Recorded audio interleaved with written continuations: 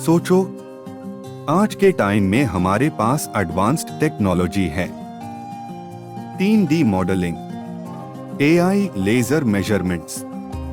फिर भी ऐसे स्ट्रक्चर्स बनाना आज भी मुश्किल है। लेकिन हजारों साल पहले, जब ना कोई मॉडर्न टूल्स ना कंप्यूटर, तब कैसे बना एक ऐसा मंदिर जहां लाइट और शैडो इतने परफेक्टली कंट्रोल होते हैं? क्या एंशिएंट इंडिया में कोई लॉस्ट साइंस थी? कुछ हिस्टोरियंस मानते हैं कि पुराने समय में लोगों को एस्ट्रोनॉमी और जियोमेट्री की गहरी समझ थी।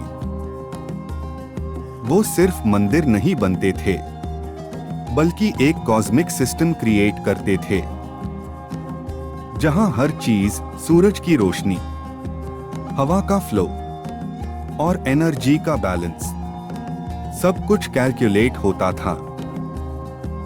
तो क्या ये पिलर उसी लॉस्ट नॉलेज का एक छोटा सा एग्जाम्पल है? अगर तुम सोच रहे हो कि ये सिर्फ एक ही जगह होता है, तो रुक जाओ। इंडिया में और भी ऐसे कई मंदिर हैं जो साइंस को चैलेंज करते हैं।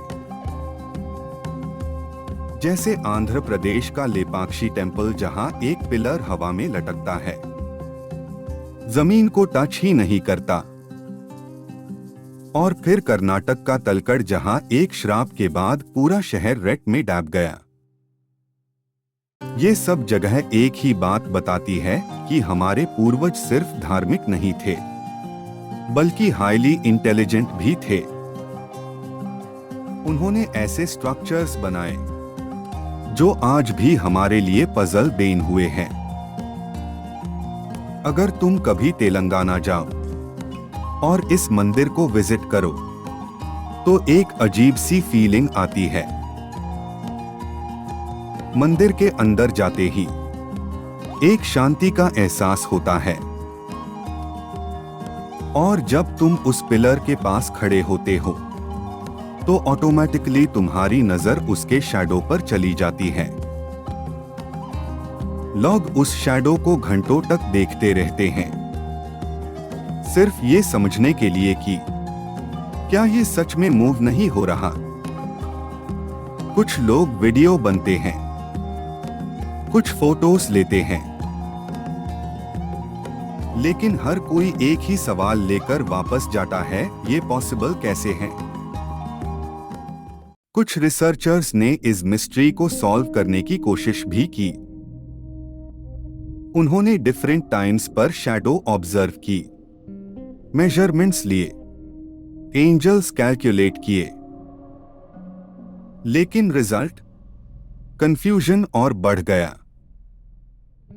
क्योंकि कुछ केसेस में शैडो थोड़ा सा शिफ्ट होता दिखा और कुछ में बिल्कुल स्टेबल। इसका मतलब क्या है? क्या ये इल्यूजन है जो सिर्फ स्पेसिफिक एंजल्स पर काम करता है, या फिर कुछ और ही चल रहा है जो हम समझ नहीं पा रहे? एक और इंटरेस्टिंग थ्योरी है। कुछ लोग मानते हैं कि ये मंदिर एक एनर्जी सेंटर है, जहां अर्थ की नेचुरल एनर्जी लाइंस यानी ले लाइंस इंटरसेक्ट करती है, और ये पिलर अस एनर्जी का फोकल पॉइंट है। इस थ्योरी के अकॉर्डिंग ये एनर्जी लाइट के बिहेवियर को अफेक्ट कर सकती है, जिसकी वजह से शैडो स्टेबल दिखता है। ये थ्योरी साइंटिफिक प्रूफ के बिना है, लेकिन फिर भी लोग इसे इग्नोर नहीं पाते। हर मिस्ट्री का एक आंसर होता है, लेकिन कुछ मिस्ट्रीज ह्यूम आंसर से ज्यादा सवाल देती है। चाया सोमेश्वर टेम्पल भी उन्हीं में से एक है। ये सिर्फ एक मंदिर नहीं, एक रिमाइंडर है कि दुनिया में अभी भी बहुत कुछ ऐसा है जो हम नहीं समझ पाए, और शायद कभी समझ भी ना पाए। जब साइंस फेल होता है तब शुरू होती है असली मिस्ट्री।